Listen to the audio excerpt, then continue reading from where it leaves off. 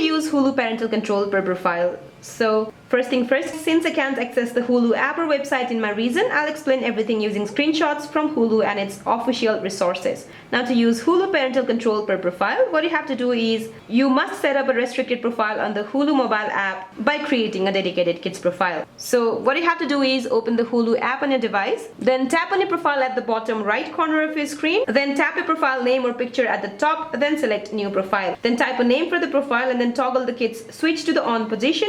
Then tap create profile. This restricts the profile to content rated PG and below. Now to add pin protection, go to one of your web browser, for example Google Chrome or Safari. Then navigate to Hulu account login. Now go to the website, enter your email address, then tap continue and then provide a password and then log into your account. Then select manage profiles.